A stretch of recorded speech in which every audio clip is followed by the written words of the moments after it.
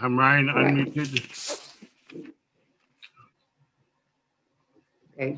All right. I think we're ready, Florence. Florence, you're muted.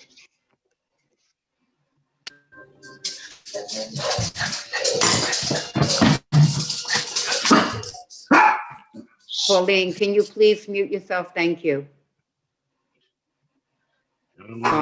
Florence, are you ready, Florence? Yes. Can everyone please mute?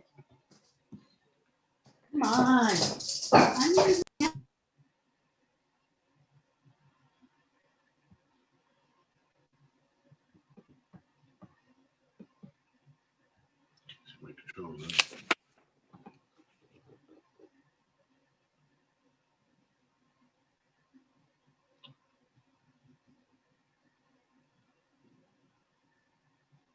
Florence, are you ready?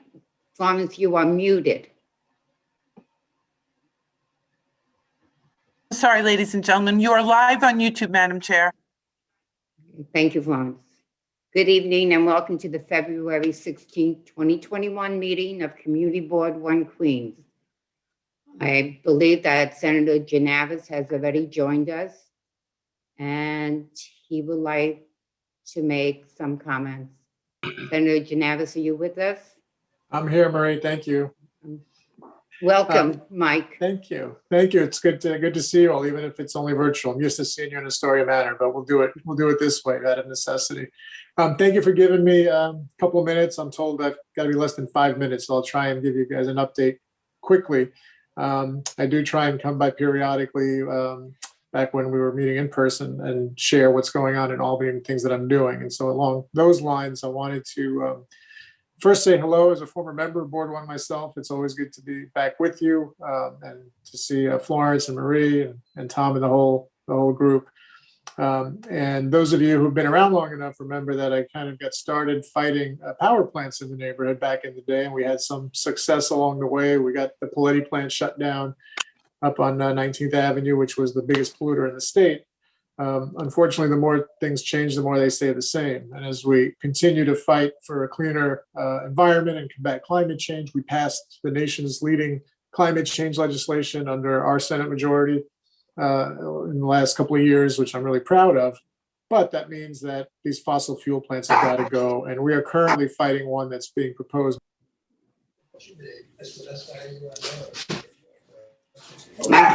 Mike, you're muted.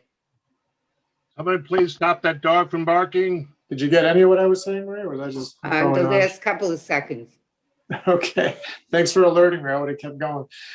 But I was pointing out that we're continuing to fight power plants as we have in this community for a long time. And now it's the NRG proposal where they're telling us they want to shut down something that's there, but replace it with another fossil fuel burning plant. And we are on track, thanks to the law we passed, to get New York off of fossil fuels by 2040. And so building a brand new one right now, even if they tell us in the future they expect it'll be phased out, is not something I trust or believe. We're still living with plants in Long Island City that were supposed to be temporary 21 years ago when they put them there. And so building a brand new facility right now, I have a hard time believing will actually be gone in time. So we're continuing to fight that. The state has not given its final approval yet. And so I know a lot of people on this call are part of the effort to stop that from happening. We're going to keep fighting and hopefully succeed. The other thing I want to mention, obviously we're in the middle of the pandemic. I have been working really hard together with my small business advisory committee. I've got a group and a growing group of small businesses that are part of that. I'm trying to help them survive. We've lost a lot of great businesses in the last year, unfortunately. We're trying to keep as many of them going as possible. I've proposed numerous items of legislation to try and do that, to provide rent relief for them.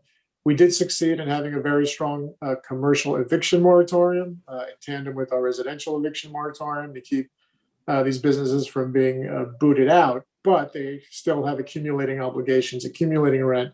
It's kind of similar to what residents are facing, and we're trying to deal with both of them. Our state budget is due at the end of next month, and I just communicated with the governor a couple of weeks ago that I think we need several $billions committed to rent relief, both for residential and commercial tenants.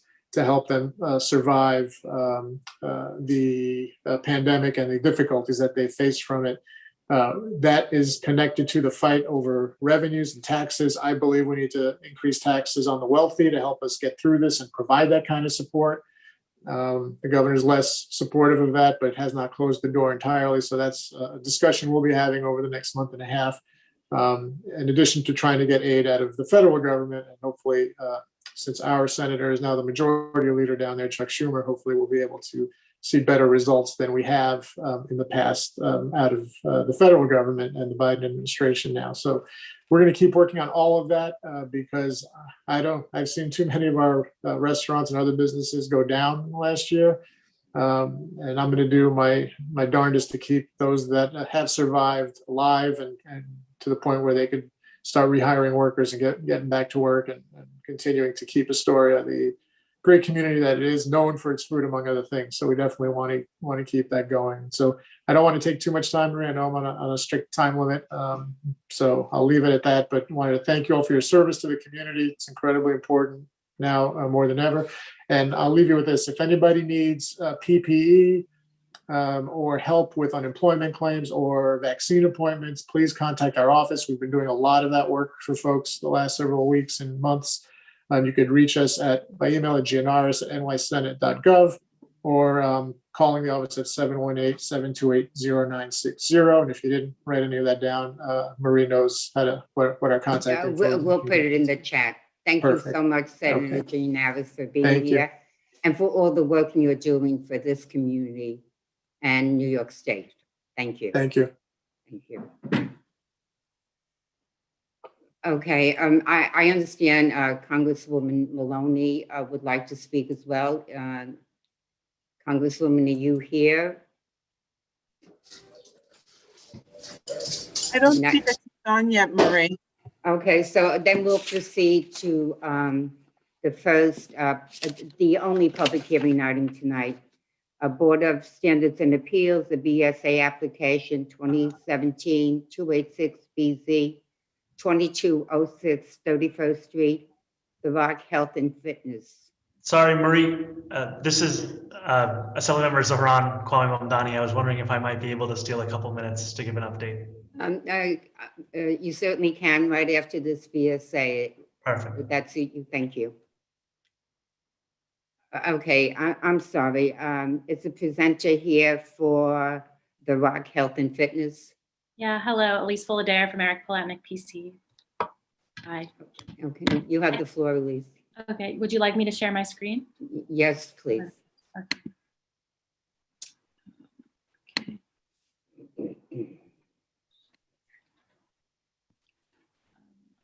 I want to make this big. Everyone can see it, right?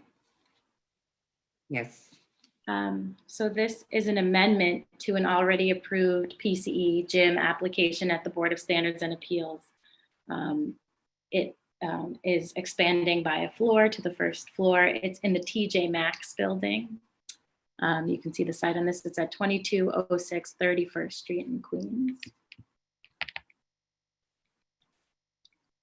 Okay, so it has an existing zoning district of a C4-2A, R5 DC13 zoning district. We're looking to expand this physical cultural establishment. It's in the same building as the TJ Maxx. I can't see this. So the expansion of the existing PCE would make it a total of 18,863 square feet of building area spread across the cellar and first floors of the building.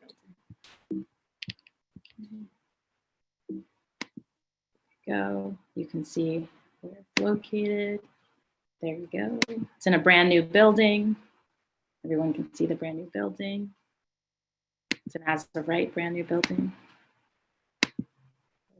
This was prior to the building being built, these photographs, so apologies for the old photographs.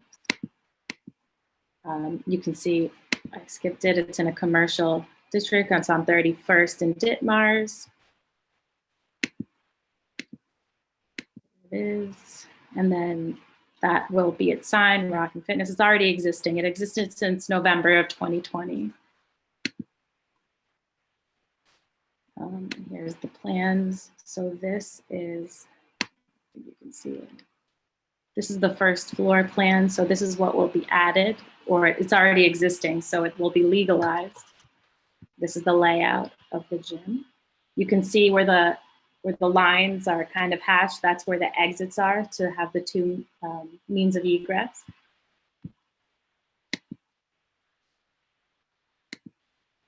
This is what was already approved in 2018. This is the sound attenuation plans, and this is the signage. Yeah, I guess if there's any questions, I don't want to waste your time all night. I can answer them. Oh, I guess I should, one more thing. The hours of operation, that's a big one, is 5 a.m. to 10 p.m. Monday through Friday, Sunday 7 a.m. to 8 p.m., Saturday 7 a.m. to 9 p.m.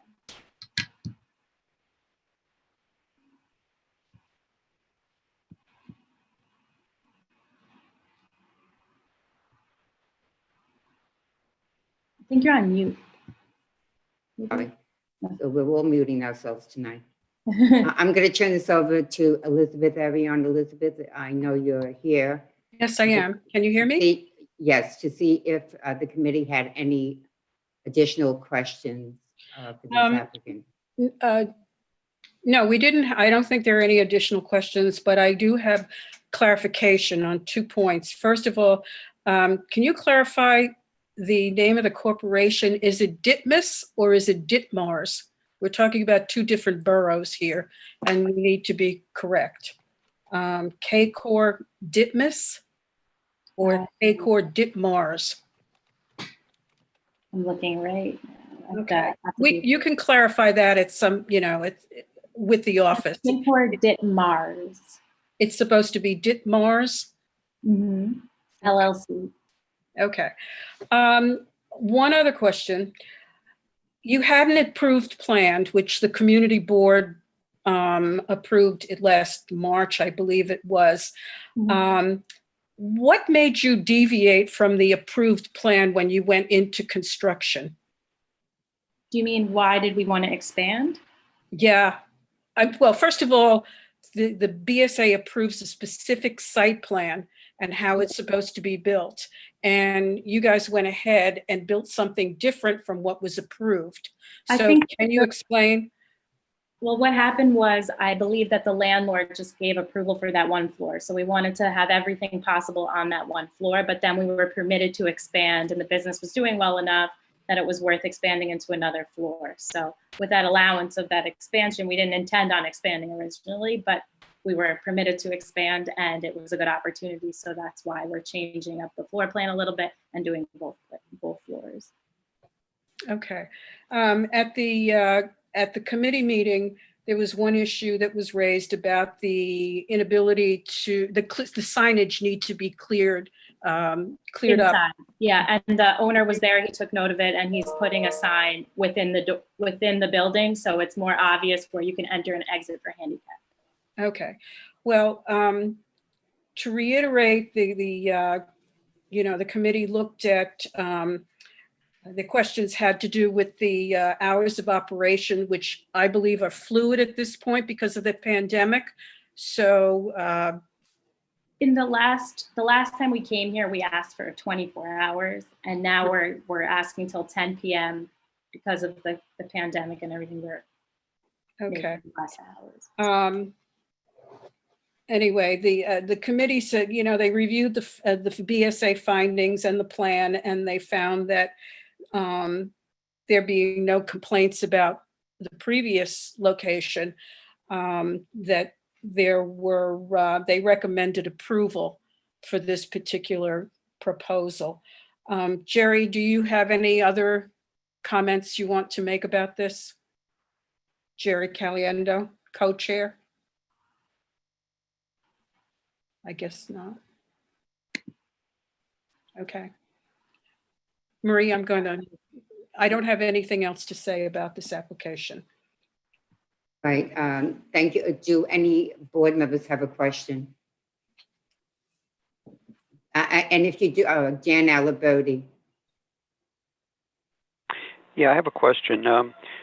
In light of the fact that these changes were made so soon after we approved the project, and that they've only been open for 3 months, 90 days basically, how do we know that they're not going to do this again and then come back in and ask to legalize it, and then do it again and then come back in and ask to legalize it?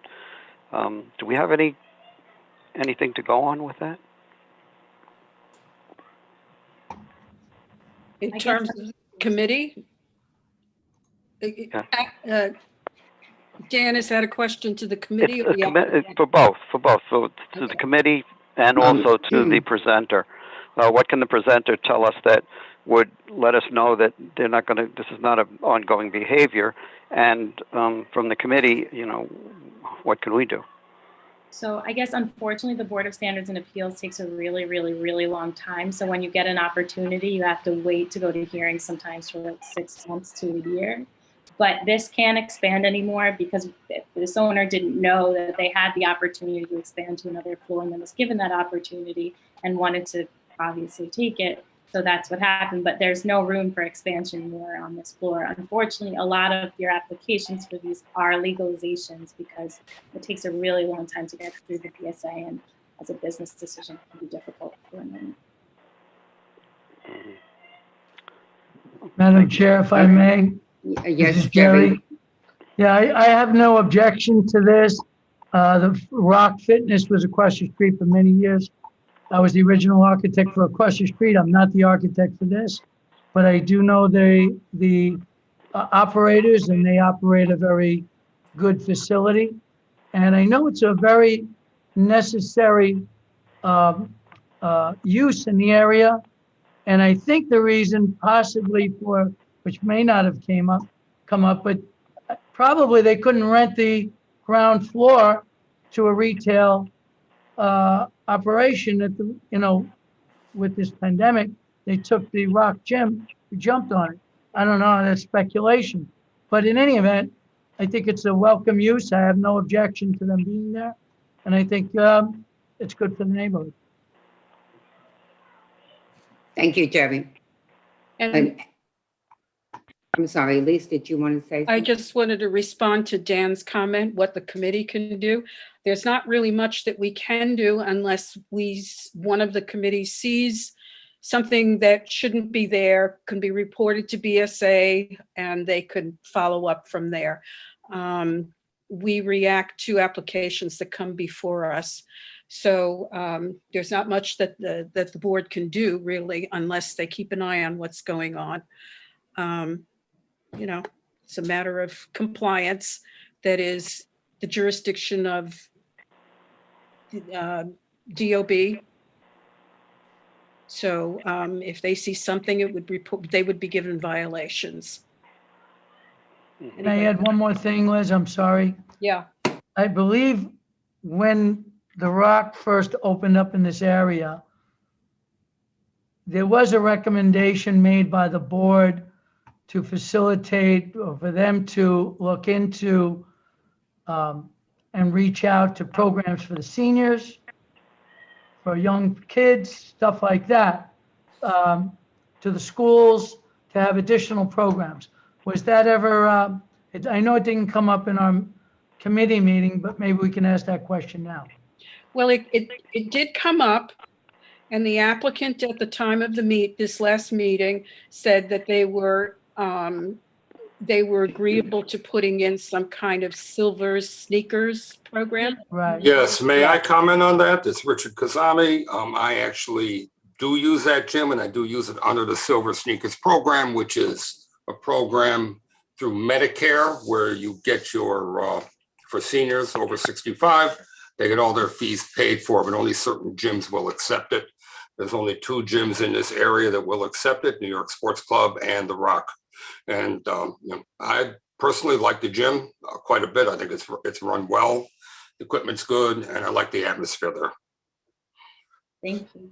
All right, thank you, Richard. And it's not something that has to do with the BSA application itself.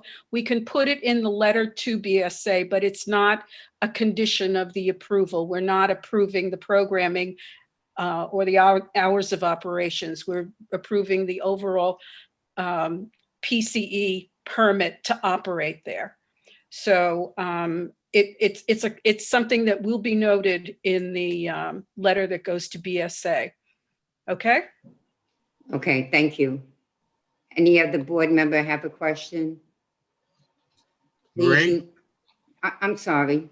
Yes, Can you, I've been cut off. Can you relate to, I have relayed to Florence. nothing's happening? Thank you. Okay, I will do that. I did that already. Thank you. Okay, if anybody has a question, please use the raise hand function. I see no board members have a question. Does anybody Maria, have? I have a question. Pauline? Pauline, you're muted. Location and my internet is bad. Can you hear me now? Yes. Okay, I have a question on the hours. I know the hours were changed because of this pandemic. Are you considering changing the hours back to 24 hours after this pandemic is gone? I believe that the owner wants to keep till 10 p.m. and that's what he is proposing. Well, how did your 24 hours work out when they were in effect? I don't know that he ever actually had them operate like that because of the pandemic. So I think it's just been till 10 p.m. Okay, thank you. Thank you. All right, seeing no other board members, does anybody else have a question? Jennifer? Hi, my name's Jennifer, and I'm over by Ditmars. So I understand that. Can you hear me at all or no? Yes. Lower your volume. All right, great. So my question is, you expanded without any authorization, and they already talked about that. However, your excuse for that was the longevity of an application or whatnot for that. So what's to say that that's not going to happen again? Question number one. Question number two, as a resident very close to the area, and struggling to make ends meet, the prices at your facility are outrageous to me. They're 6 times higher than your competitor down the street, Planet Fitness. So firstly, it won't happen again because there's no more place in the building. And I do want to say that this operator did try to operate in good faith. And when they wanted to open, we filed the BSA application. So they were trying to do that. But because of the pandemic, as Jerry pointed out, this was an opportunity to expand and it was the right business decision. So we really weren't trying to do anything out of bad faith. And I can talk to the owner about pricing, but that's not a BSA matter. So I haven't discussed it with the owner. All right, thank you. Thank you, Elise. The hearing is now closed. So you can unshare your screen if you will, and we'll vote on this during the business session. Thank you. I'm sorry to interrupt. The chat is disabled. I was wondering why the chat is not open for people to discuss like last time. Sorry for the interruption. Okay, the chat will be enabled at, we'll work on that. Thank you, Alexandra. Did you have a comment on this item? No, I would just like the chat to be open. Thank you. Okay, thank you. Okay, Elise, thank you. And we'll vote on this on the business section. Would you like me to stop sharing? Yes, please. Thank you so much. Okay, I know Congresswoman Maloney has been waiting patiently to speak. So Congresswoman, if you will, are you with us, Congresswoman? I believe you are. Can you hear me, Maria? Yes, you have the floor. Thank you. I'm just wonderful to see everybody at the community board. And I just wanted to say that we just voted in Congress a package that got through Congress of $1.9 trillion, 350 billion went through my committee, which was aid to cities and states. And it did very well for New York. I'll send you a listing of everything we got. I'm having a press conference on Saturday on it. And just to 8.8 billion for mass transit and the MTA, which is very, very important. Money to help keep people in their homes from being evicted. Just aid directly to cities and states, and tremendous amount of money for vaccines. He's committed another 200 million doses. We really need the vaccine. We have the sites, but we don't have the vaccine. So it's all good news. But on the local area, I wanted to report on Florence's good work of bringing us all together for the community board in support of the seawall in Astoria. It has a huge hole. You can't use the waterfront really for a year. For years, we've been trying to get it repaired. The community board asked me to get the mayor to partner with it. I did meet with him on it. He agreed to become the partner with the Army Corps of Engineers, and they're going forward with the project. So this is something specific to your community board. I have to tell you what an incredible job Florence has done by pulling us together and making sure we did the job for the community.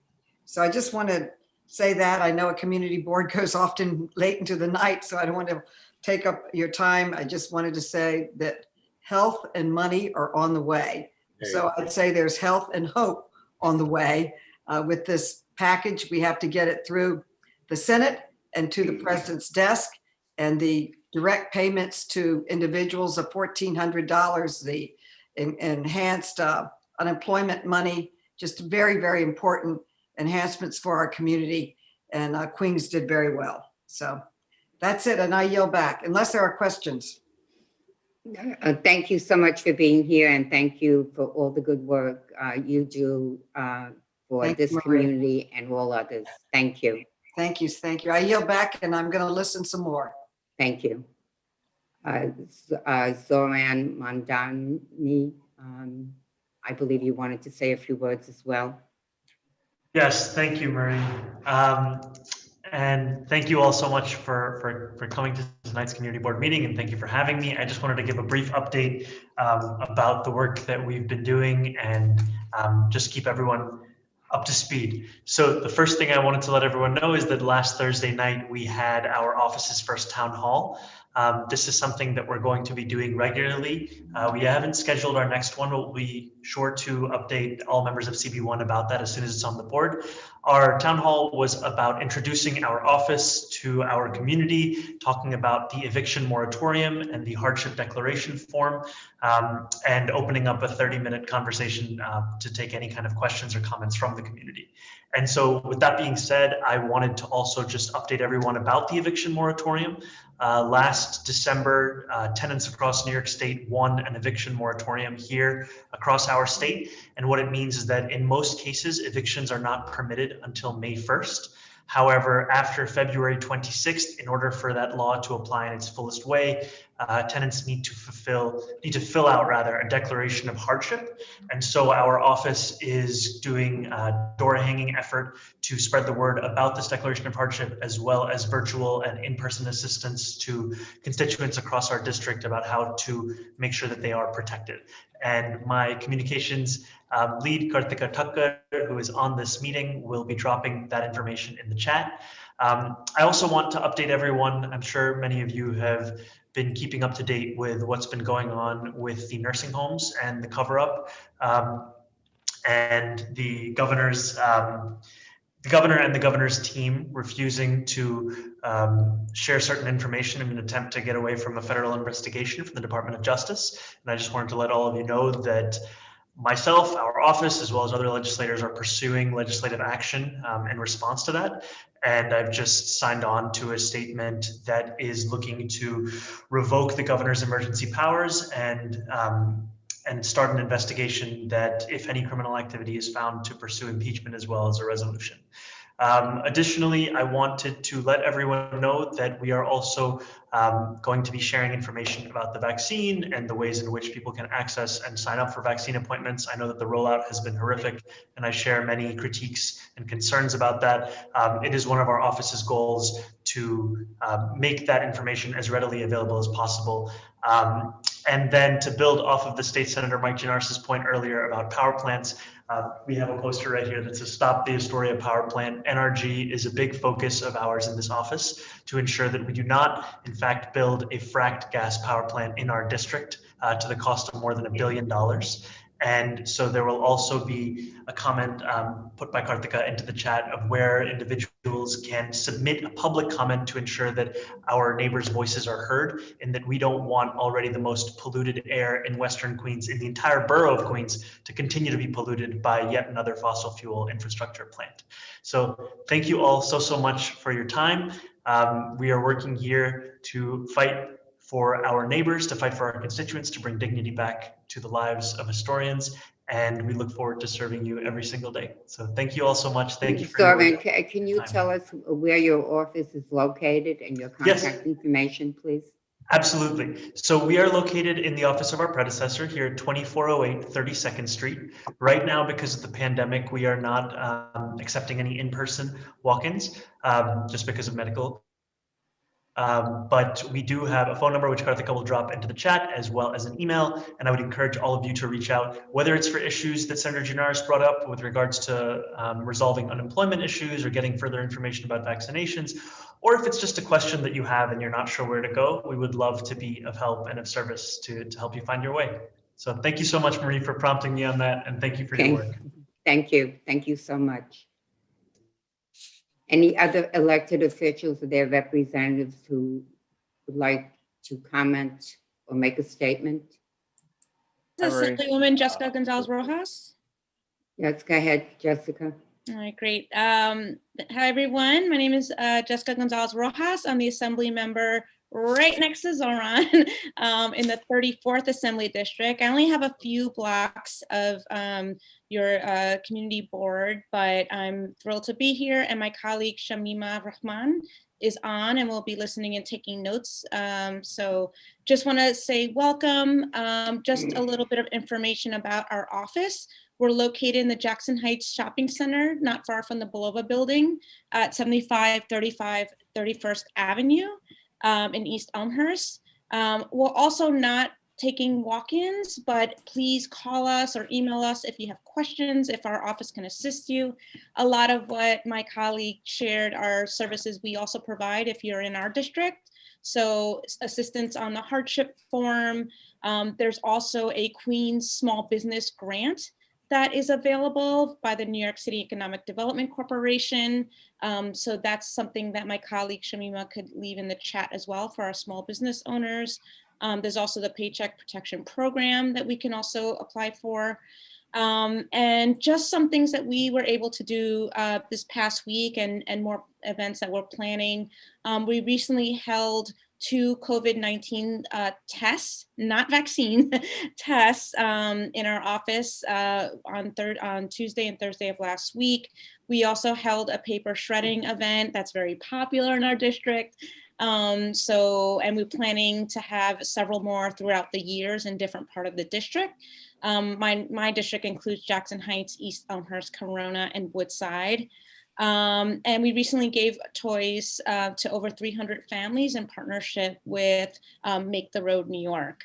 I, along with my colleague Zahran, we also signed the letter on the governor's powers being really critical of what has happened and the withhold of vital information about our nursing homes.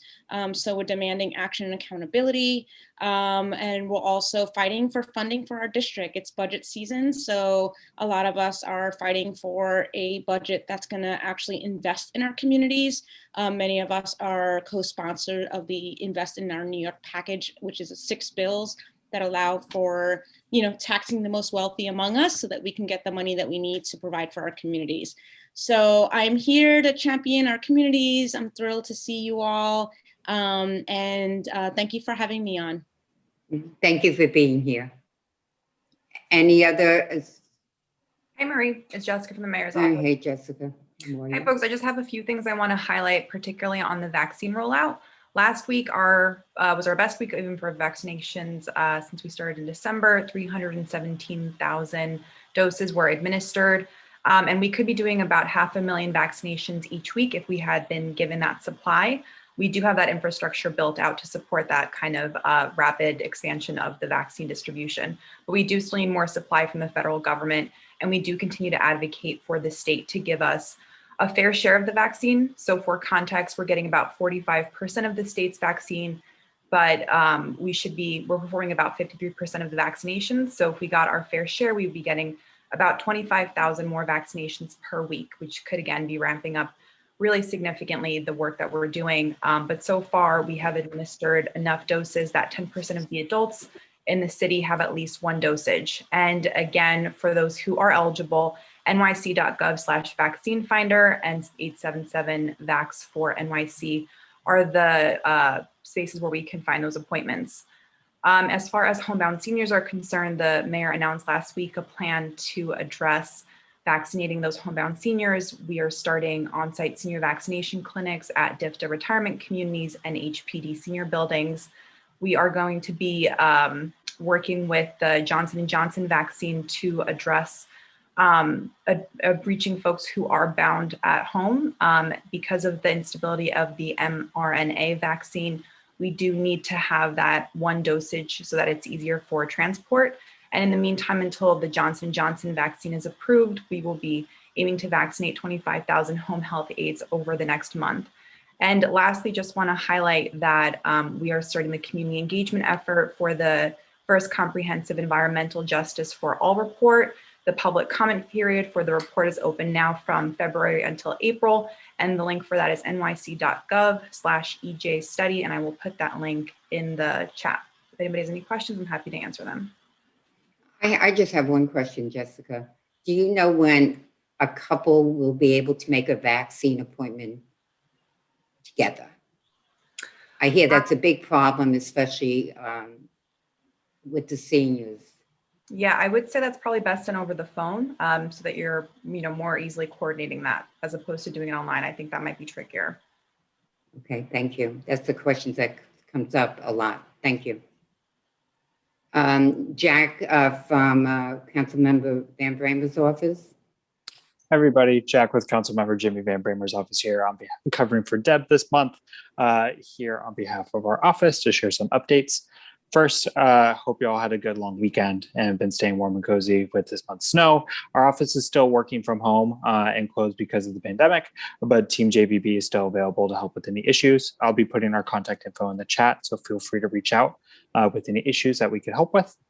Recently, neighborhoods in CB1 are still seeing high COVID positivity rates with rates of 7.63% in parts of the district. So remember to keep social distancing, wear your mask, get tested, and get vaccinated when eligible. This month, we received big news from the Department of Transportation with the closure of the Queensboro Bridge Southern Outer Roadway. The roadway will become a dedicated pedestrian walkway, opening up the northern roadway to bikes. Councilmember Van Bramer has been fighting for this for the past 5 years with activists, residents, and members of CB1. We want to thank all those who have been part of this fight and look forward to walking and biking across the bridge safely with y'all soon. In the council, Introduction 1116 was passed, expanding the number of street vendor permits and creating a new enforcement unit, along with the Street Vendor Advisory Board to oversee the enforcement of permits. This is a big win for immigrant food vendors and business owners, creating opportunities for support and work, creating opportunities and support for work. And Councilmember Van Bramer was proud to be a sponsor of this bill. The council member also passed legislation creating a ranked choice voting education campaign to help prepare voters for upcoming elections, and passed a reform tax lien sale, which includes a COVID-19 exemption and the study of transferring properties subject to a lien to community land trusts, land banks, and mutual housing associations. This is a step forward in correcting policy that has long prioritized profit over community, and the council member is committed to working with advocates to abolish the tax lien sale in the future. On January 28th, Councilmember Van Bramer was out at Queensbridge Houses with the Department of Environmental Protection, NYCHA, and residents to assess the burst pipes and associated water damage.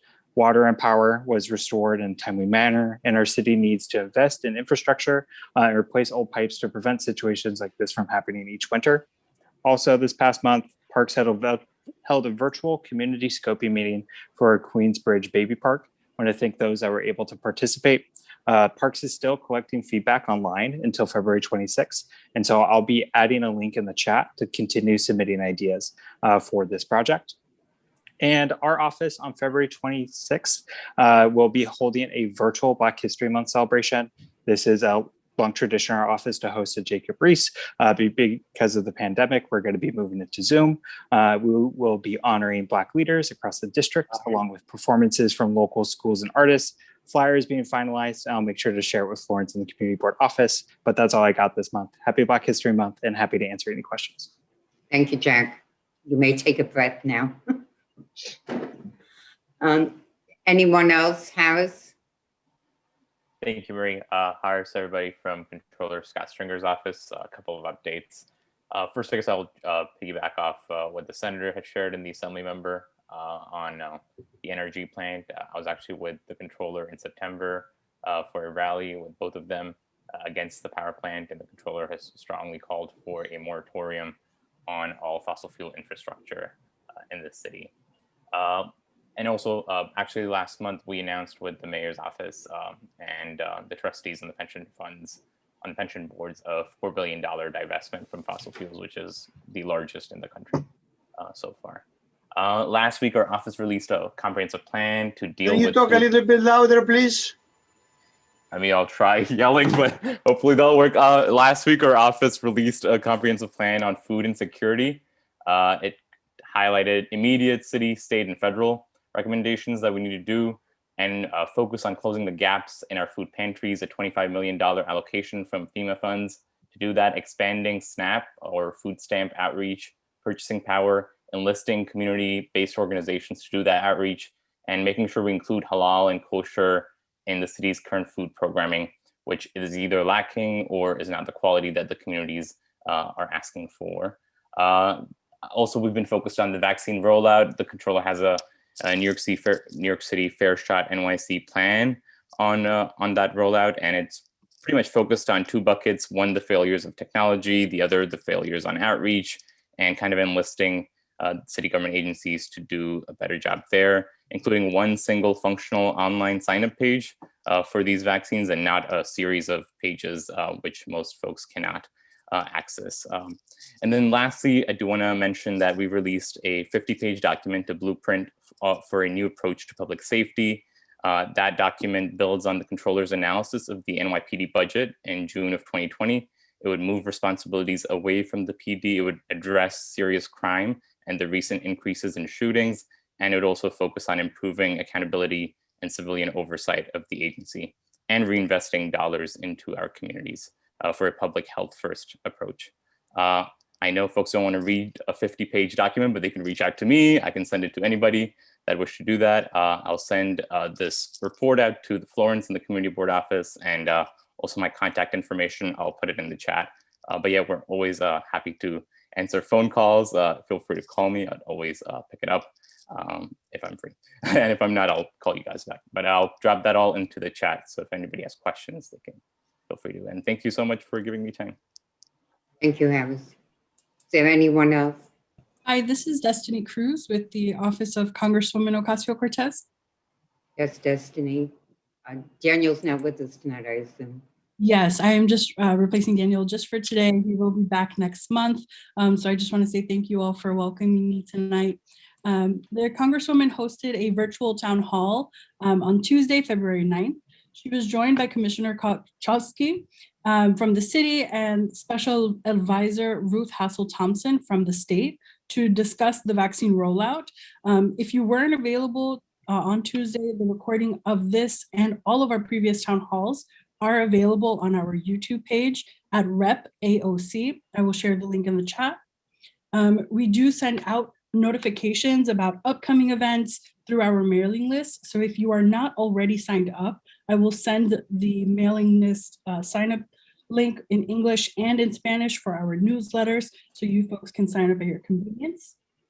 As for a legislative update, last week, the Congresswoman, along with Representative Bowman, led 52 House members on a letter asking HUD and the Treasury to repeal the Trump-era guidelines, which are delaying emergency rental assistance by requiring overly burdensome documentation.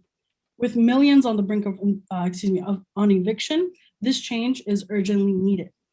Additionally, the FEMA funeral assistant relief legislation that the Congresswoman led, alongside Majority Leader Schumer and Representative Lee, will be available to constituents soon. As soon as the process for applying is announced, we will share this with the community. Additional details of the program are forthcoming and will hopefully be rolled out in the coming weeks. And as always, folks, our office continues to assist our constituents with federal casework. Our staff is working from home, but we do accept cases at our website. I will drop that link below, or on our phone lines at 718-662-5970. Our office will be hosting a Wounded Warrior Fellow. This fellowship will fund a veteran for a 2-year period with our team. The position does pay a $52,000 salary a year with benefits and will be based out of our district offices in Queens and the Bronx. The Wounded Warrior Fellow will join our team as a caseworker and field representative. To apply and review eligibility requirements, I will share the link with you all where you can do that.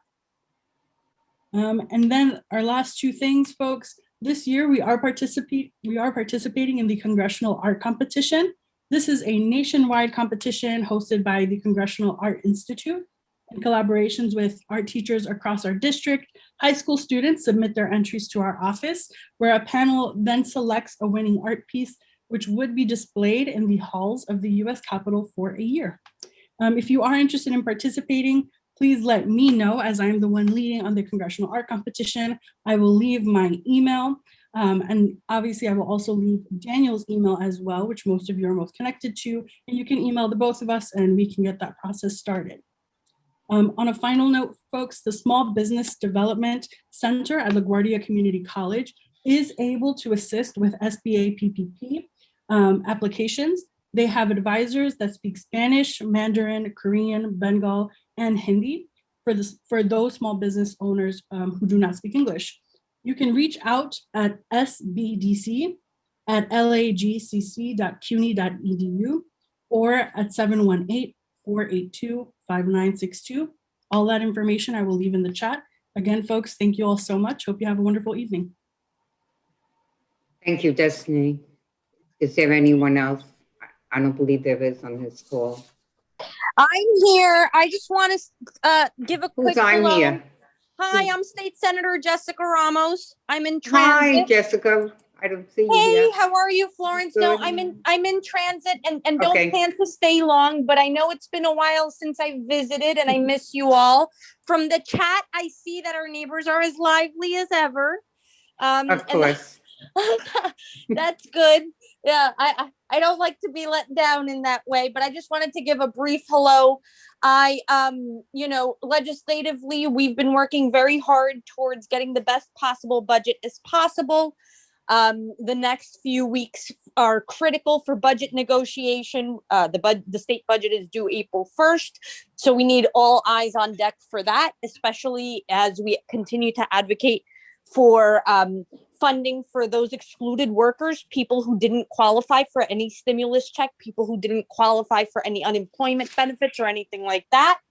And then locally, we are in the middle of our series of town halls, and our Astoria town hall is on March 9th in English. And if you speak Spanish like I do as well, March 11th.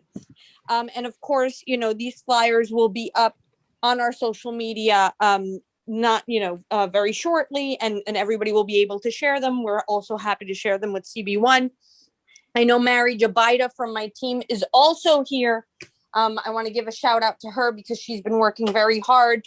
It's no secret to anyone that we've been going through a very difficult time in this district. We're right now advocating for a lot of resources in different ways. Evictions are up, unemployment is up. Now we have to start fearing inflation going up over the next few months and year or two. And those are some serious challenges to our economy. And I think that's why you've seen me out there, so loudly on many things. Yes, the nursing home scandal, but honestly, from the hometown perspective, more importantly, our small businesses. Our small businesses are going through a really rough time. And if you're spending all your money on Amazon or on any other, websites or anything, please consider buying from your small businesses instead, especially as the weather hopefully gets a little warmer. But they need us. All they have is us. So if we can get out there and support them, that would be a great help to our local economy. Our small businesses give our neighborhoods character. That's certainly true of us, of our beloved Astoria. I just want to wish, I hope everybody's having a good year. And hopefully, keep your chin up and things will get better over the next few months, hopefully. Thank you so much. Thank you, Jessica. And we always say shop small here and shop local. So thank you for that. Anyone else? No. Okay. Can I get a motion to adopt the January 2021 minutes, please? Motion. Second by Tom Ryan. Thank you. A chair's report. I really don't have a report. I would like to encourage everybody who's watching. Of course, the current community board members should have reapplied by now, but the board is looking for new members, as all the community boards are. You have until this Friday, to apply if you're interested. The current borough president, Donovan Richards, has made it easy to apply. You go on queensbp.org/community boards. The application is right there. There's no notary necessary. It's a simple process. So if you have an interest in voicing and helping constituents of this neighborhood, please apply and apply by Friday. Thank you. Florence?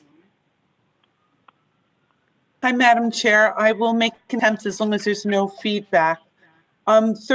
30 Long Island City, our office has been working with the mayor's office and NYPD to deal with the location operating as a nightlife establishment. The mayor's office and CAU have been remarkably helpful. NYPD, NCOs, and the New York State Liquor Authority have been helpful as well. We are working towards a resolution and intend to bring in the Sheriff's Division for assistance. We are requesting, when you see something, to say something. Call 311. Put in your complaints when they're happening, as they are occurring. And this will help us for documentation of any local issues. We want to be able to help you, but documentation is key in our process. That's my report, Madam Chair. Thank you. Thank you. Committee report. Airport. Rosemary, do you have a report? No report. Thank you. Community Economic Development, Townsend. Hi, good evening, everyone. We have been working to get a meeting with Small Business Services. I apologize, it's taking long.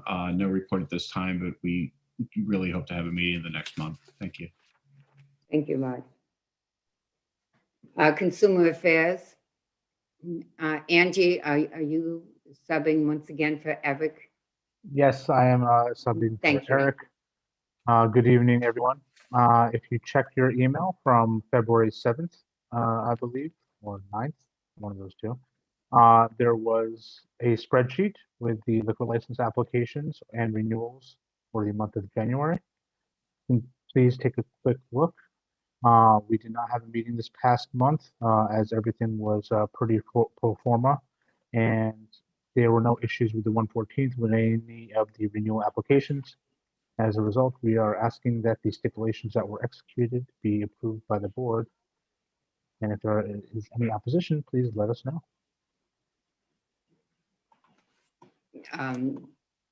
Is there any opposition? Thank you. It's unanimous. I'm sorry?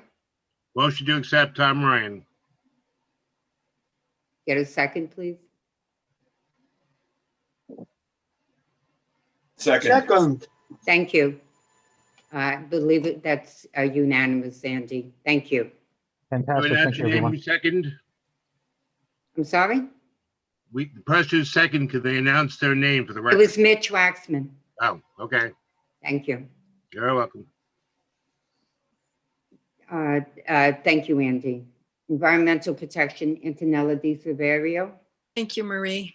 We had a presentation by two power companies, one to the Environmental Protection Committee and the other to Florence, Marie, and myself. These companies are going to help with New York's goal of meeting 70% renewable energy by 2030. The first presentation was from a TDA Champlain Hudson. It's a hydro-powered company from Canada. Energy is going to be delivered to New York City via cable. It's a 4-year project. The second presentation was from 174 Power Global. It's located where the old Paletti plant was in Northern Astoria. They are going to use Tesla batteries for backup power. It's expected to go into operation in 2023. Both are, the goal is to alleviate load during peak periods. That's all I have for tonight. Thanks, Marie. Thanks, Antonella. Health and Human Services, Julie. Hi, no report. Thank you. Housing, Evie Hansopoulos. Evie?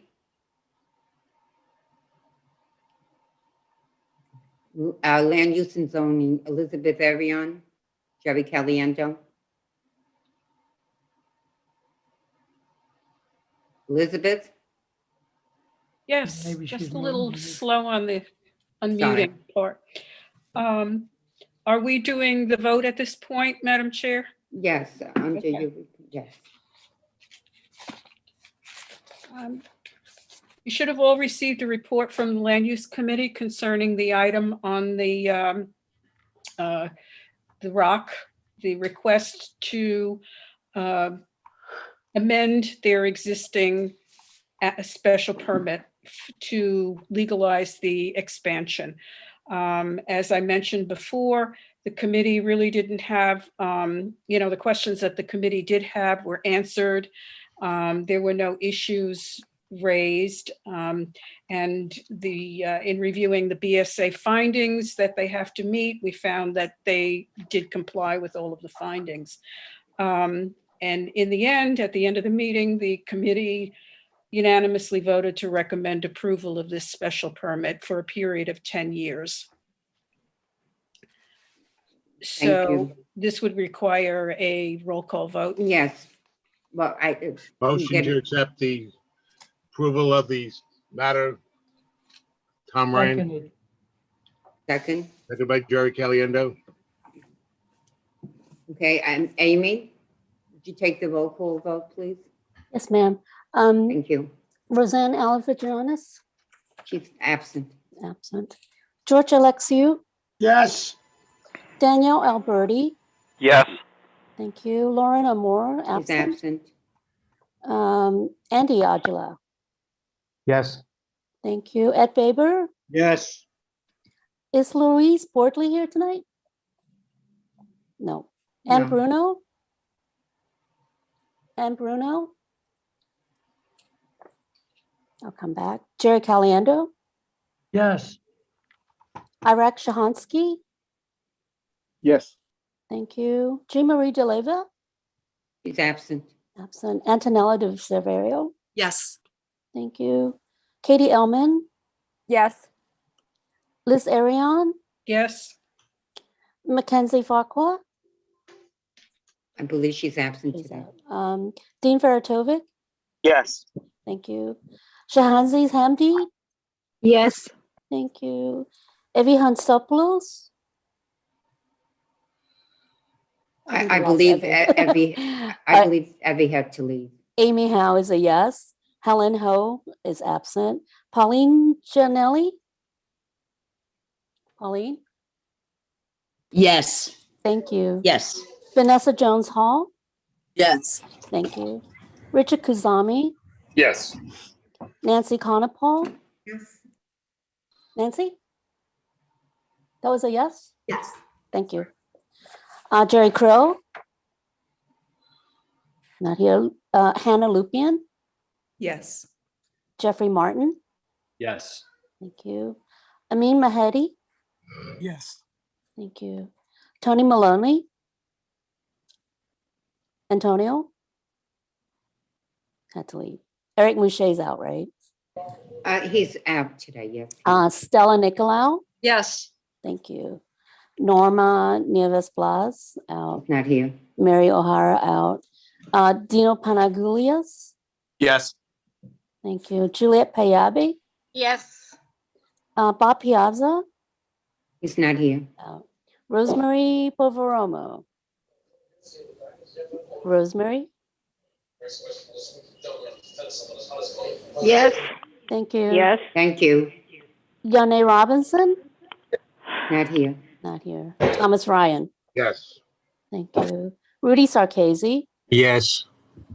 is Dominic Stiller here? No. I don't believe so, no. Andre Stiff, also not here. No.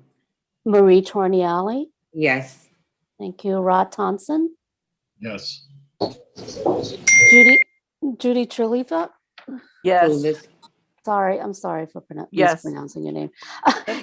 Kathleen Warnock, Yes. thank you. Mitch Waxman, Affirmative. thank you.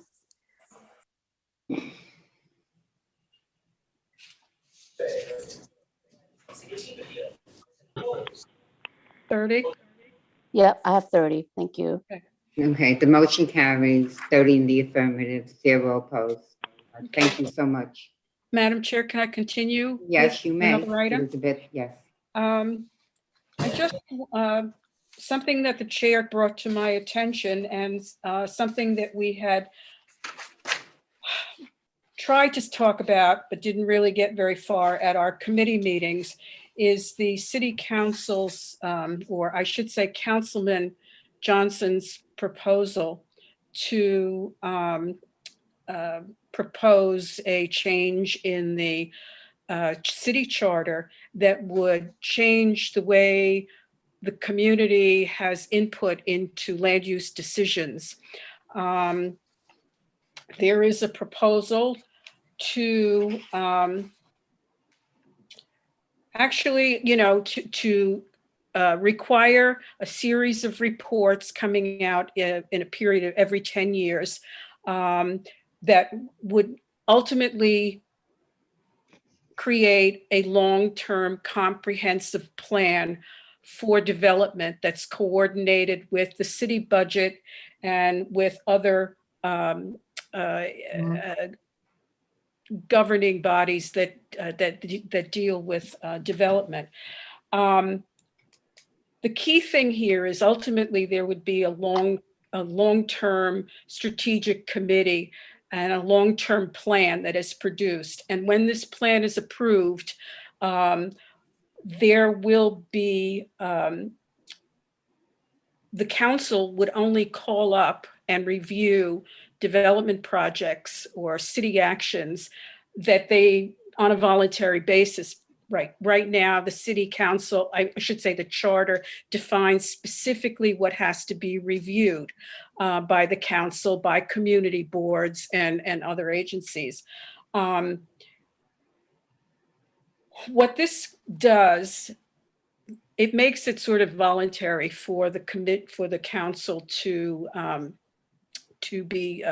review these, and therefore the community to have input on all of the ULURPs or what we see as ULURPs now, changes in zoning, revocable consents, text amendments for the zoning resolution. If it all complies with a plan that is adopted, a comprehensive plan, we won't have that kind of review anymore. But the point of this is something that we will be discussing more so that we could actually make a comment, take a position on. And but what I wanted to let you know was that on Tuesday, February 23rd at 10 o'clock is the first Zoom meeting that the council is having, at which this proposal is going to be presented. And they will have time for speakers on this. I mean, obviously, we can't make any comment at this point, but I would like to, the name of the bill is Intro 2186. And it's a local law to amend the city charter that would require a comprehensive long-term plan. And as I said, this is a public hearing, and I do recommend that we all listen in when we can, at the very least to the presentation. But this is an item that we are going to be bringing up at the Land Use Committee. On the City Council's site, they do have a link to their report, which is called Planning Together, a new comprehensive planning framework for New York City.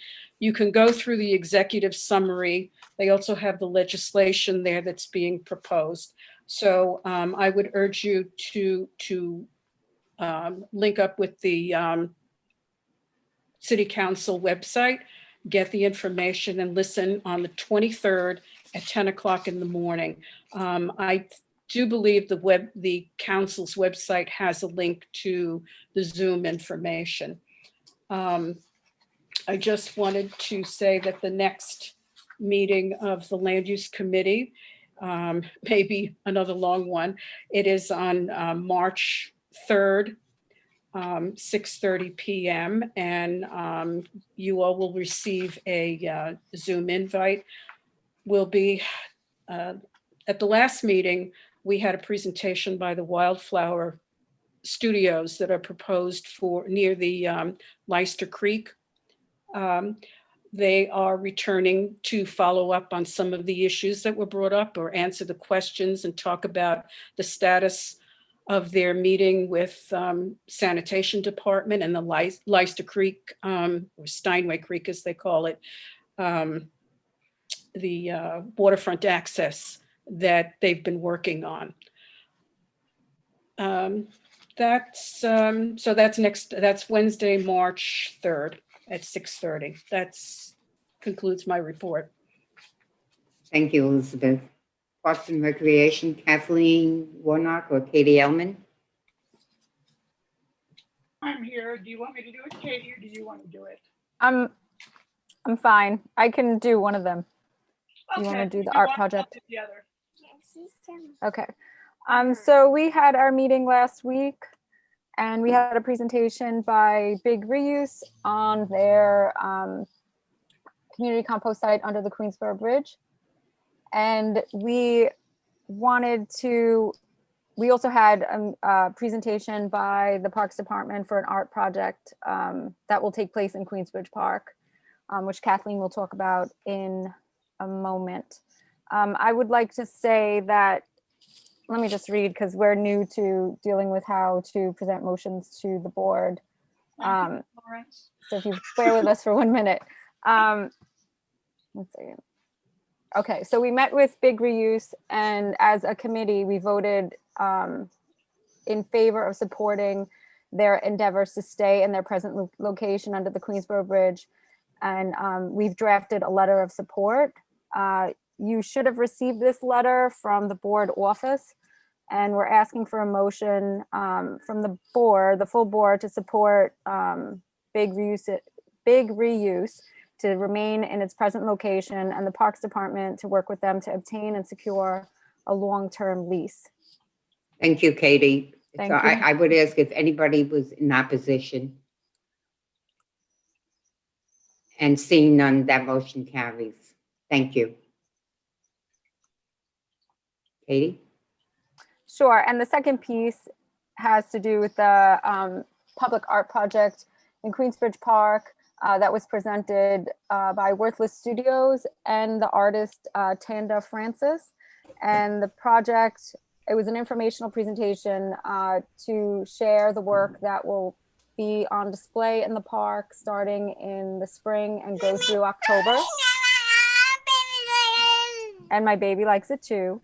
And the committee is in full support of the project, and we submitted a letter of support to the Parks Department on behalf of the group. And Kathleen can probably add a little bit more about the project details. Yes, hi, the group is Worthless Studios, and their name is kind of a pun on what they do. They take materials that have been Sorry, I can't hear you. Oh, okay. I thought I had my, can you hear me now? You need to speak up a tad. I'm going to speak up here. There I go. Am I better now? You're better now. Okay, good. Worthless Studios is a group that takes materials that have been thrown away or used for one purpose and then discarded and upcycles them into works of art. This particular project that they're doing that will have pieces in all 5 boroughs uses plywood that's been used to board up businesses during the pandemic and during last summer's protests. Rather than it being thrown away or pulped, several artists are creating new artwork using it, and it will be on display. The Queen's version, Queen's piece of art will be in Queensbridge Park, and it will be done by a woman named Tonda Francis, and it will be inspired by the work of Maya Angelou. So it was a very good presentation, and the work that they're doing is both smart and sustainable. So we were very impressed by their presentation. Thanks, Kathleen. Thank you, Kathleen. Sorry, I was on mute this time. All right. Do you have anything else, Katie or Kathleen? Just that Parks is still accepting volunteer efforts. You do need to have it permitted, and all COVID precautions are in effect. And she's ready to go and do that, your baby. I can hear it. Yeah, we're going to be at the cleanups in the spring.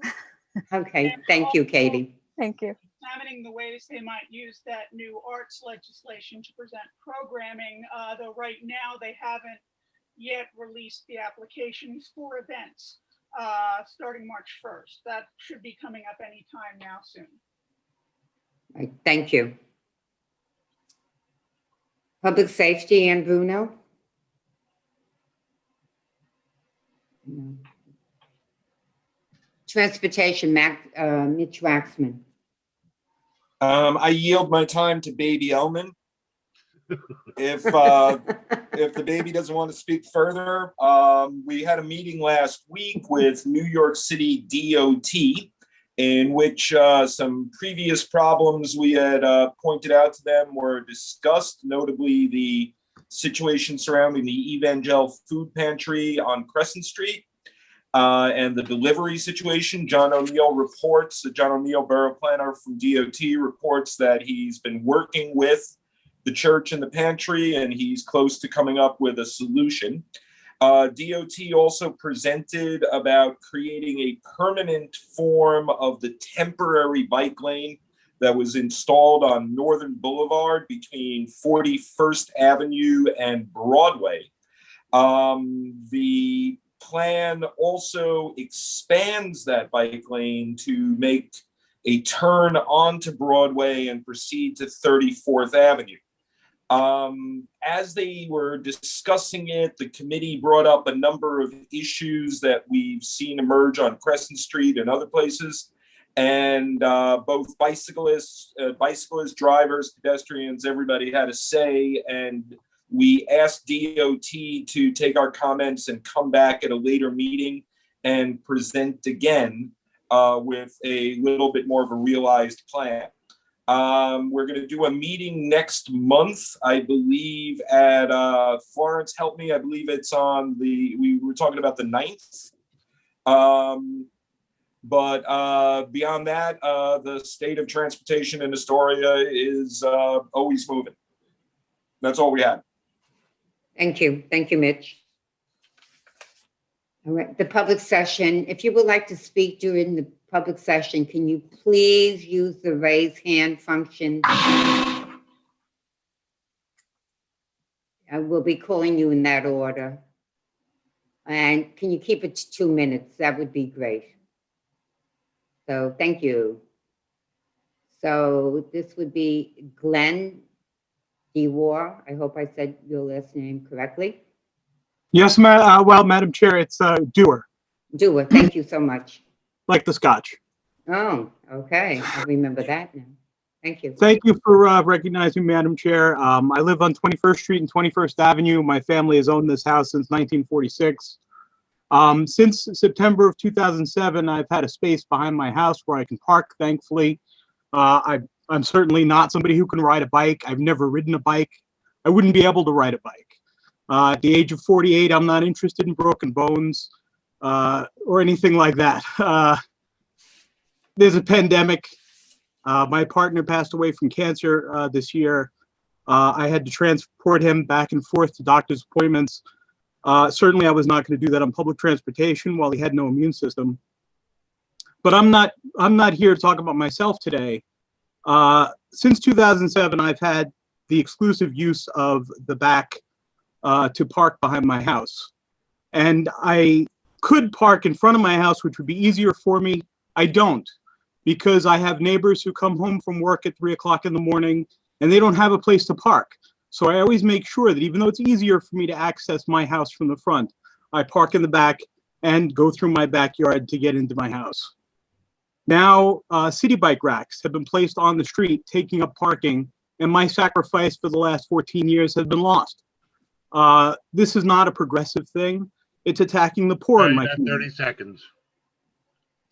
It's attacking the poor in my community. It's attacking people who have multiple jobs, who are coming home and live in the Marine Terrace and don't have a parking spot. And these are poor people that it's attacking. It's not progressive. Thank you, Madam Chair. Thank you, Mr. Dewar. Ron? Good evening, and evening. thank you, Marie. Also, thank you for putting this Zoom together on a monthly basis so all of us can participate.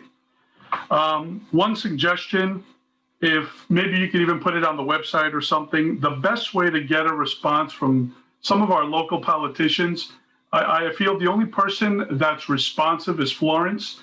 And, you know, we need, you know, we're addressing serious concerns. So we need these politicians, you know, if you want to get the vote, you gotta engage with the community, not just one-sided, with everyone. Earlier in the meeting, we mentioned about street vendors having a permit. Couple of things I'd like to bring to the table. What will be the impact on the small, struggling local businesses, okay, with these vendors popping up? And also, will certain quote unquote vendors that are using the open streets on 31st Avenue to promote selling their brisket or whatever it is as they promote on their Instagram page be held to the same standards that these vendors are being held by the Department of Health? Because from what I see, there's no kitchen outside in the middle of 31st Avenue to wash your hands. We're in a pandemic. We're talking about wearing a mask, sanitizing, washing your hands and all that. That's not happening. Also, you know, with the bike lanes, you know, in the chat, Mr. McCartney was saying it's not blocking driveways. You better damn believe it's blocking driveways. There's a bike lane, even though it's not painted green, it's going right through a driveway. So where's the bike gonna go? In the street? And then we're talking about it's supposed to reduce speeding. I'm sorry, that's a farce. The issue with speeding is put speed bumps in there and speed cameras. That's all I gotta say. Thank you, Ron. Mario? Hello. Mario. Hi, I would like to. I'm sorry. Hand raised. The next person is Mario D'Antoni. Yes, that's me. I'm Mario Okay. D'Antoni. Okay, Mario. I go would like ahead. to bring up the bike lane. I would like to bring up the bike lane on Crescent Street. We have had many issues. We have a lot of seniors, disabled people, and homeowners that cannot get in front of their homes. It has really caused a significant issue. We have sent letters to the community board and we have attended these meetings and voiced our opinions. Nothing has been done. We are not happy. We don't want to get rid of the bike lane, but we want to work with the people who want the bike lane. We want some happy medium between both bikers and homeowners. It has caused so many issues. And we really do think that this bike lane has been put here just because it has not been brought up. It's been kind of swept under the rug and it is irritating. I'm done. Thank you. Thank you. Enrica Saka? Hi, thanks, Marie. I am a retired business owner of 25 years. I am a real estate owner and investor in Astoria. I've lived here all my life. But now I'm doing full-time work for a nonprofit and a community-based organization called Plant Powered Metro New York. What I have to share is super, super important. It's everybody's right to know. There is now published evidence, and we align with hospitals and doctors throughout the city and letting people know, we're educating and support people that whole food plant-based nutrition is reversing disease. It's reversing heart disease and diabetes, and it's comorbidities, also known as chronic disease, that is landing people in the emergency room with COVID in the worst case. So our organization is here to educate and support. So we're trying to ask everybody out there to please give us some airtime in your community, your parish, your condo complex, wherever it is that we come out and we give you a presentation. Medicare and Medicaid now pays to reverse heart disease through a whole food plant-based nutrition program. Where doctors are getting certified in this, and different clinics are getting certified, but we can't wait for them to do it. It's comparable to like smoking in the 1960s and 70s. Doctors were smoking as well. So please, I ask everybody to reach me. Ma'am, you have 30 seconds. At Plant Powered Metro New York, Enrica at ppmny.org. Thank you. Enrica, put that in the chat, please. Okay, thank you. Dino Panagulias? Marie, the chat has been disabled, FYI, so nobody can use it. I'm sorry? The chat was disabled, but it looks like it's just come back. Yeah, it's back. The Okay. public safety session. Is that it? Was that your comment? No, I'm sorry. I just wanted to mention that. I wasn't the person who had enlisted to speak. Okay, could you have your hand raised? Dino. Are you speaking? Hey, how are you? Hey, Dino. Okay, So go ahead. really quickly, I was having a conversation with a brand new business owner that just bought the grocery store business downstairs.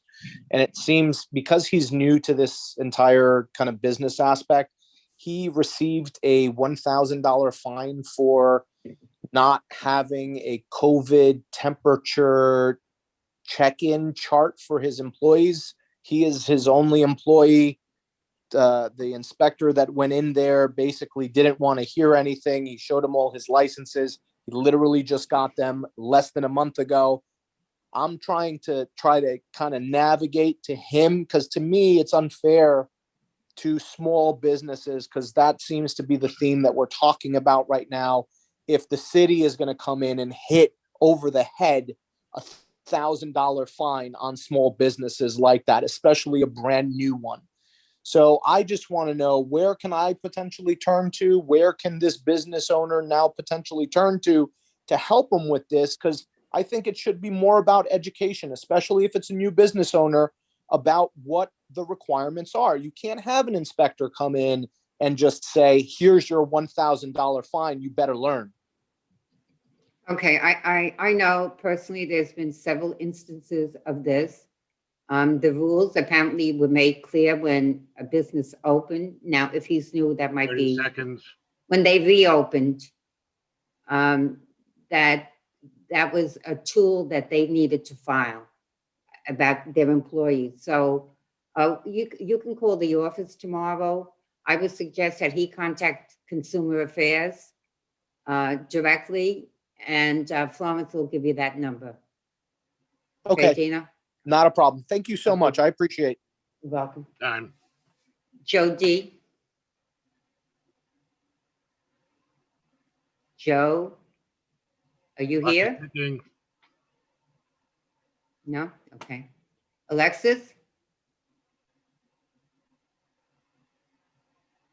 Okay. Alex. Open the chat. Now, Joe D, okay, Hi. you were called. Open the chat. The chat is open. That is open. I can read it. It was closed for about a half an hour. That's because No, I mean, we have Yes, comments. it was. I was timing it. All right, well, do you have a comment to make? That was the comment. Okay. Alexis? Hi, this is Alex S. Alex S. Okay, All right, thank you. no spacing. So I just want to take a moment and thank you for running this community board meeting. It's my first time attending. It's been very educational. I appreciate that. Secondly, I just wanted to make a comment about sanitation and the current state of garbage pickup in Astoria. I know the sanitation department is dealing with a lot right now with the snowstorms and continuous bad weather, and I appreciate that they've been able to pick up when they can. But we are seeing this huge piles of garbage piled up everywhere. Thankfully it's winter. It's not starting to smell or anything. But really, anything we can do to reach out to sanitation to request better service, more frequent service, whatever can be done, would be greatly appreciated. Okay, thank you. I agree. Thank you. All right. Alexandra. Yes, hi. I don't know if any local politicians are still on, but they seem to be out of touch with reality, what's going on with the community. We don't care about legalizing marijuana or taxing the rich when we can't take care of our own issues. The city bikes are out of control. I'd like to know what the community board one is doing about all these delivery drivers. I have half an hour of video of them blowing red lights while texting, going through stop signs, and their excuses, we're trying to make a living. I'm trying to make a living too, but you don't see me driving on the sidewalk or blowing red lights. I think the community politicians, they're out of touch with reality. What is the community board doing to address these issues? Just because somebody's trying to deliver food does not give them the right to blow a red light. The other day I was driving with the green light. The delivery guy blew the red light while texting. How is that fair? I have a bike. I ride my bike myself. I'm not against bikes, but we got to share the road. We got to share the responsibility. And the community board cannot mute the chat. This is the only way for us to talk amongst each others. It was muted on purpose because maybe you guys didn't like where the tone was going. But as long as somebody's not being disrespectful or cursing somebody out, we didn't interrupt the politicians. We didn't interrupt the community board where you were speaking. You have to let the community talk amongst themselves. The issue with the delivery bikes is out of control. What is the community board doing? I want a response. Even if it's 20 seconds, you got to tell us what you're doing as a community board. Fine, deliver food, but follow the rules. You drive. I understand what you're saying, and this is not Crescent just. Street, Well, I'd like to know what is your position? What is the we community? would board's need position? more enforcement. How? Yeah, exactly. We know we need more enforcement. But perhaps you should write directly to your local elected official as well. That would be helpful. Community board members, that's your job. Excuse me. My job. Sir, stop Go ahead, talking. Alexander. I have called Gianaris's office. I sent Gianaris a message the other day. He had an open thing on Instagram. And you know what answers? He asked if we had questions. And you know what questions he answered? How to tax the rich and how to legalize marijuana. That does not affect me here in Astoria. That does not affect us. I understand. Time It's is up, difficult. It's all about enforcement. Thank you, Alexander. Don't forget, the community board members want to get reapplied. Make sure they get reappointed. Sir, you're stepping out of bounds. Please stop. Okay, Jennifer Lopez. Hi, Jennifer Lopez, Ditmars. So first off, as a person who does ride bikes and does not own a car, I'm fully supportive of the city bikes. I wish there was one closer to my place. I do know that there's a lot of people who are not supportive of those city bikes. Unfortunately, that's the way that I get my exercise. That's the way that I get my transportation around the area from point A to point B. Secondly, these cars I complained about in the last meeting, they are noisy. They are extremely loud. They have their mufflers tuned, I guess, like unfactory tuned or whatever you call it, so that they're extremely loud at all hours of the day, at all hours of the night, leaving me and my family up all the time. And lastly, my application has been in to be a part of the board. I did receive an email about the ID situation and just wanted to throw that out there. Thank you very much for listening to me. Oh, lastly, I'm sorry. Does NYPD come on these community board meetings? They belong here. The 114th precinct should be here, both listening to my my compliments on City Bike, and then also people like Alexandria who are opposed to it, and listening to our concerns, as well as the concerns about these loud cars. If I'm just speaking to deaf ears, I don't understand why I'm even. Be assured they were on the call and they're usually on the call. Community Affairs was on the call. Thank you. Steve Bodson. I am. Yeah, Carlos is right here. Here you are. This Hello? is Officer Chacon. 2 minutes. Carlos, I want to talk to you. Good evening, everyone. Hi, it's Officer Chacon from the 114 precinct. Hold on. I'd like to say that some of these complaints, such as the loud mufflers, and the bicycles, these are not isolated problems to the 114th precinct. This is the entire city and outside the city even.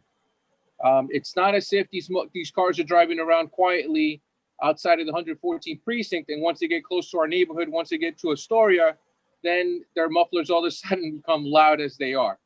That's not the case, and so it's an issue that the entire city is facing, and then what PD is addressing. And as far as the bicycles, we have limited resources, limited amount of police officers that focus more so on vehicles, motorized vehicles, which are more dangerous just by law of numbers, as opposed to bicycles.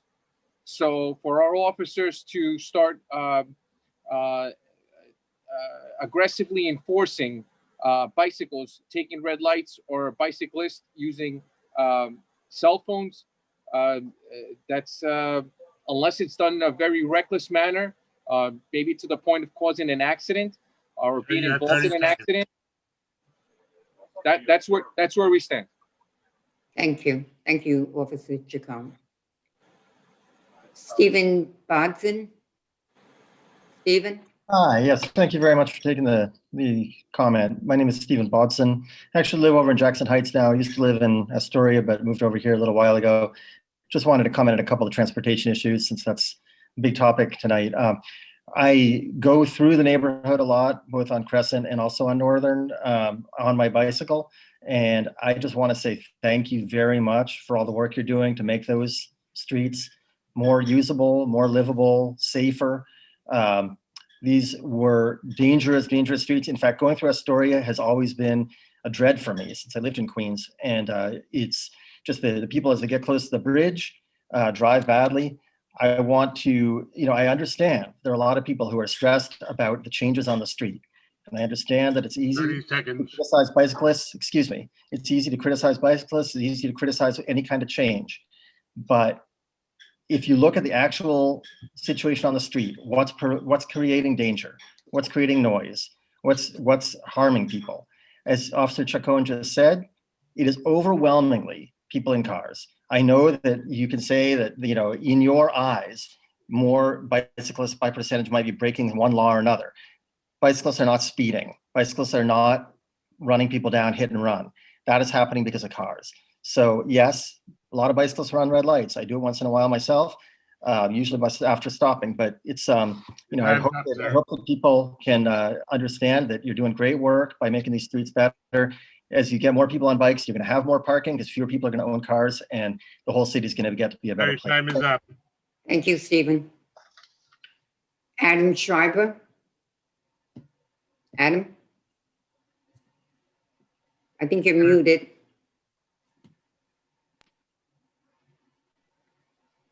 Hi, can you hear me? Go ahead. Okay, thank you. Hi, my name's Adam Schreiber. I'm a regular volunteer with the Proud Historian volunteer group here in Astoria. I've been picking up trash with Proud Historian almost every weekend around the neighborhood since the fall. And I'm here tonight to talk about the need for restored sanitation funding and improved sanitation services here in Astoria, and the impact that budget cuts for the sanitation department have been having on residents and business owners in the neighborhood. As I'm sure you know, the budget cuts to the sanitation department initially were upwards of $100 million. And you can see the effect of those cuts all throughout the neighborhood. Really just on a short walk throughout the neighborhood, you can see that we're not getting the sanitation services that we need. Every weekend, volunteer groups with Proud Historian go out throughout the neighborhood and clean up trash. We come across overflowing litter baskets, clogged storm drains, and we've even started seeing syringes left on the ground that need to be disposed of. Litter basket pickup took a 39% funding cut, and I want to focus there because I think it's one of the clearest examples of how these budget cuts are affecting people in Astoria. On many corners, especially on the busy avenues with lots of commercial activity, overflowing litter baskets have become extremely common, and we encounter dozens of them every weekend on our cleanups, and we do our best to clean up the excess trash and reclaim usable sidewalk space, but there's only so much we can do as a small group of volunteers. And I've personally had conversations with sanitation workers and business owners who complain about how it makes their jobs harder. Business owners talk about how it makes it harder to attract customers. And I'm here tonight because I want the community board to recognize the impact of sanitation cuts in Astoria and to advocate at the city level for restored sanitation funding. Last month, the mayor released his proposed 2022 budget. And while the budget discussions are underway, I think it's the responsibility of the community. Your time is now up. On this issue. Thanks a lot. Thank you, Adam, and I agree. Thank you. Jesse Girodi?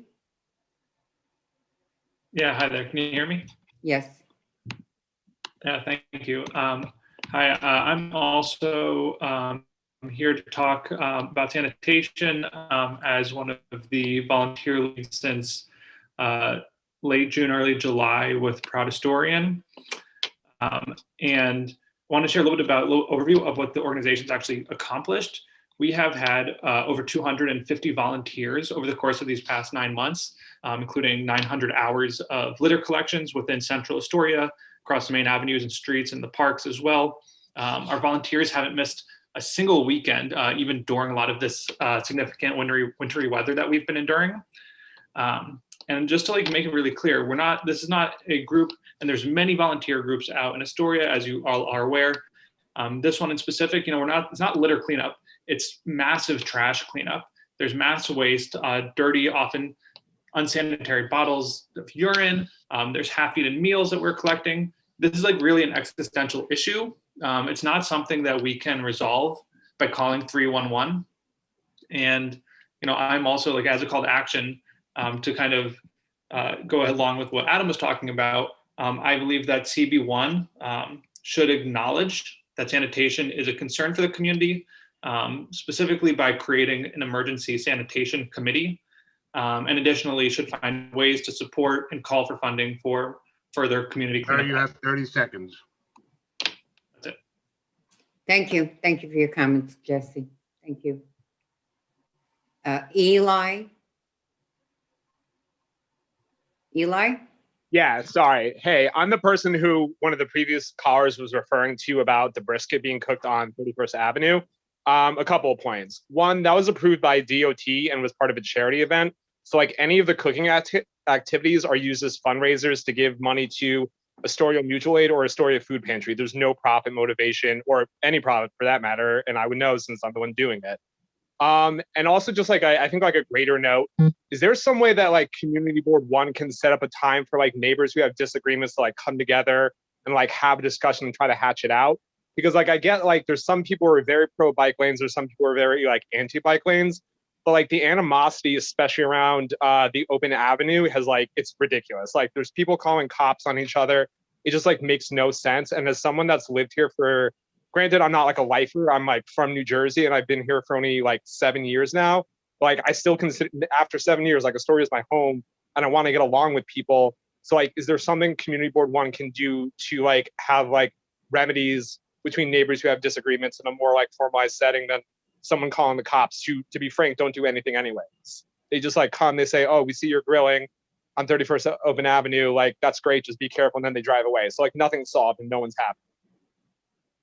Okay, well, we'll give some thought to this. Perhaps it's not a bad idea you have. Let's think about this one. I totally get it. People who don't know what I'm doing, they may think I'm selling food. I'm not. I've literally raised $50,000 for nonprofits, mostly Astoria Mutual Aid and the food pantry for people who can't eat. And if you don't know what I'm doing, I totally get as a business owner, you may think I'm some crazy person trying to circumvent Department of Health and stuff. I'm not. So I'm happy to talk with people who don't know what I'm doing. Okay, I understand. Thank you. You know what? Next time you have this issue, you might want to call the community board office. Yeah, no, I'm happy to talk with anyone who wants to talk to me. It's just and I'm sorry, Tom, 1 second. Everything is more difficult because nobody can really talk in person and just go up and, I think that's a lot of the problem as well. COVID is affecting all of us. Thank you, Eli. You're welcome. Laura? Laura? Sure. Yeah. Hi. My name is Laura Shepard. I'm a resident of Woodside nearby, and I'm here because I want to thank the members of the Transportation Committee for requesting that DOT come back with a stronger design for Northern Boulevard. We need Jersey barriers so that we are really protected from encroachment by vehicles, because when our bike lanes aren't protected, people don't feel safe, people aren't safe. And we don't see more women, more children, more families, more seniors riding and accessing the benefits of biking. I personally ride due to disability. Don't have full range of motion in my right foot. I have trouble walking, can't drive a car. So this is my primary mode of transportation. And I use Northern and Crescent Street often. When I bike on somewhere like 34th Avenue that doesn't have protected infrastructure, just sharrows in the road, I often have drivers behind me trying to honk me off the road, and it's really terrifying. And so because there is an aggressive driving culture in Astoria that you just can't ignore anymore. And we really need protected infrastructure to help people get around and really change this and keep people safe. You have 30 seconds, ma'am. Sure. Yeah, so please keep people who need this in mind. I really envy the fact that you have City Bike, looking forward to it here, and hoping that we get all the stations in the street, not on the sidewalk, so that there is more space for pedestrians. Thank you, Laura. Christine? Yes, hi. Just the issues about the bike lanes. First of all, I like to know what the board plans on doing about the bike lane that blocks the access to the emergency room from Mount Sinai Hospital on Crescent Street. Okay, that should not be there. I am a senior citizen. I do have physical limitations. I need my car to get around. I need to be able to park by the doctor's office that's on Crescent Street. Can't do that. I don't even have access to Astoria Park anymore. You've closed down by the water. For me to park, I gotta ride around amongst the bike stations, okay, which they're wet. I'm not against bicyclists, but we do not need as many city bike stations as they are putting. It is ridiculous. Not that many people are using those bikes. Second of all, I would like to know the elected officials speaking, support your local businesses. How can we do that if you are taking away much needed parking space in an already overcrowded community? So please tell me what you're going to do about the access to Mount Sinai, that the bike lane, so what? If you have to drive somebody to the emergency room having a heart attack, you can't pull over to the emergency room because the bike lane is there. Okay, Christine, can you put that, send an email to the office regarding that statement, please? Sure, to which one? To the community board? To the community board office. Okay. Thank you. Excuse me, Mary? Sammy? Hold on. Yes. Second. Sam? Yes, am I good to go? Yes, you are. All right, so my name's Sam. I've been living here for 52 years, born and raised in Astoria. I've been attending this meeting every month for the last year, I want to say. And the same thing I hear over and over again are the lifetime Astorians complaining about the same thing. And you guys are not doing nothing. But the people who complain, who just recently moved here, new Astorians, you guys bend over backwards for them. Like, we've been living here longer, not them. This is bullshit, honestly. Like, we complain to you every single month and nothing. It's like deaf ears to you guys. You don't care about us, lifetimers. You don't. That's all I have to say. You guys are corrupt. Bree, may I comment? Excuse me, Tom? May I comment? No. No. Okay. Sometimes you're better off just Never not mind. commenting. Okay, Josh? Josh? No? Okay, Isabella, Yes, Madam Chair, thank you. go ahead, please. I'm here. I won't be speaking about bike lanes, so everybody can. Well, thank you. Like About the Adam- trolley. Please be quiet. You're not speaking. Go ahead, Josh. Like Adam and Jesse, I'm here on behalf of Proud Historian, the network of more than 200 volunteers that have been working every weekend on park and street cleanups throughout Astoria. What I wanted to do is just reinforce some of the successes that Community Board 1 has had in the past.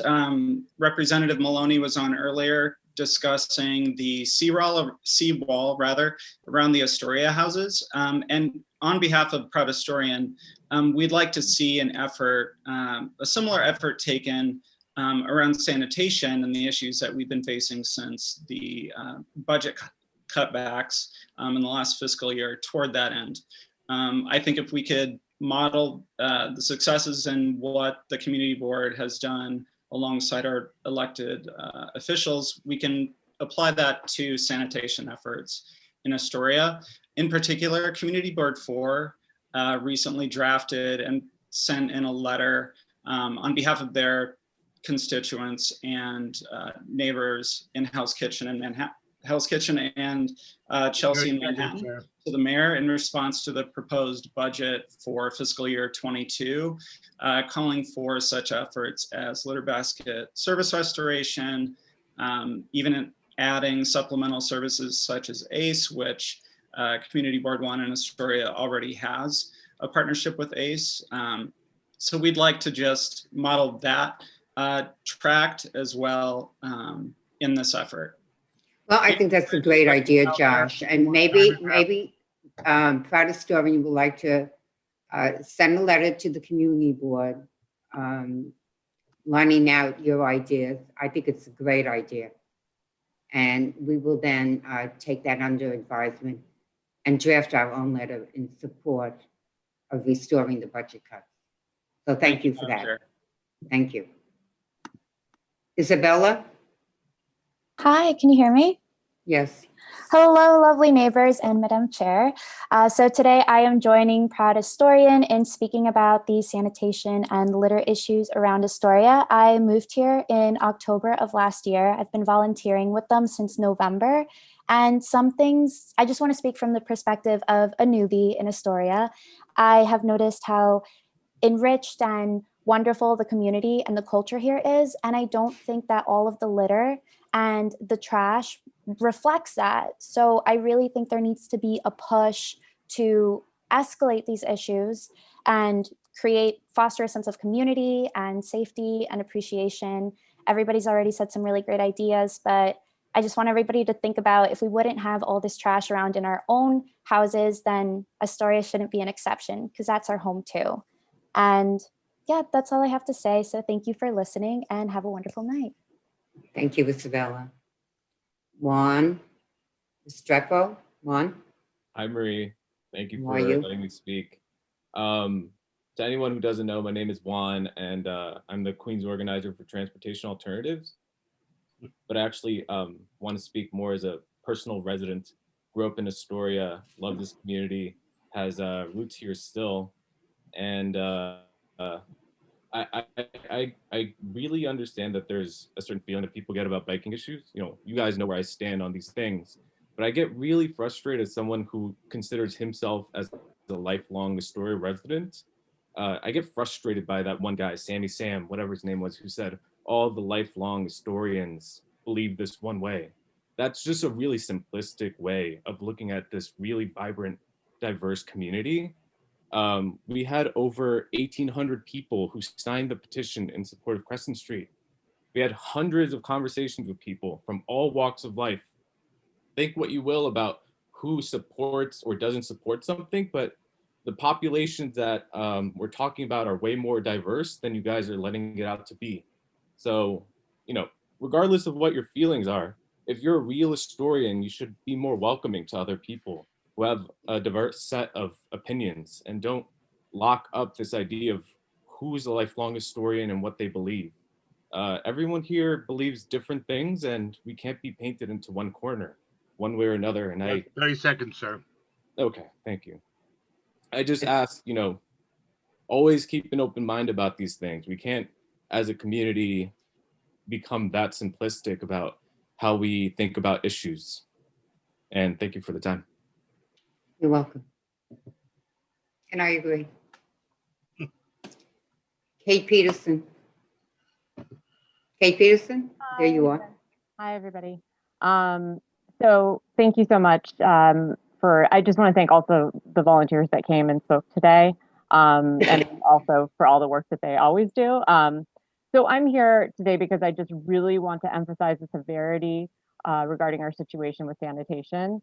I wish I could just come here and focus on the amazing things that members of the community have been doing, but unfortunately, that's not the situation that we're in. I do want to recognize that being a volunteer is a very thankless job, and I want to thank all community board members for their time. I realize that it feels like everybody is constantly just complaining about the things that you didn't do. So I do want to recognize that you do some amazing things for the community. Right now, my focus is that we are burning daylight. The clock is ticking. We have a proposed budget out, and we need to respond to it as a community. I hope that the community board will consider putting out a letter similar to the one that was put out by Manhattan Community Board 4, emphasizing our need as a community for increased sanitation services. It's a beautiful thing that so many people in our community are willing to come and pick up trash during a pandemic, but that should not be the requirement. And you know, we need to make sure that we have safe and sanitary living conditions. If we don't do this, if we don't act on the budget, if we don't act on the proposed budget and speak out about it now, we are looking at a situation that we're going to be in for another year. And right now, things are falling apart. We're picking up needles, we're finding rat infestations. Businesses are suffering because of overflowing trash cans in front of their premises. This is serious. We need to act as a community. Thank you. That's all. Thank you, Kate. Thank you. Maria Zobis. Maria? Yes, hi, how are you? Good. Maria, go ahead, please. I just wanted to make a comment. I know they mentioned before, whoever spoke, keeping an open mind, and there's this divide between drivers and bikers. I am a driver. I am married to a cyclist, happily for 20 years. We made it work. The thing for me is it is not a choice to drive, it's a necessity because we have a disabled child. He's 17, he cannot walk well, he does not speak. And I just want you to keep an open mind that not everyone is the same. Not everyone has the same ability or the opportunity to ride a bike. I cannot take my son anymore down to Shore Boulevard.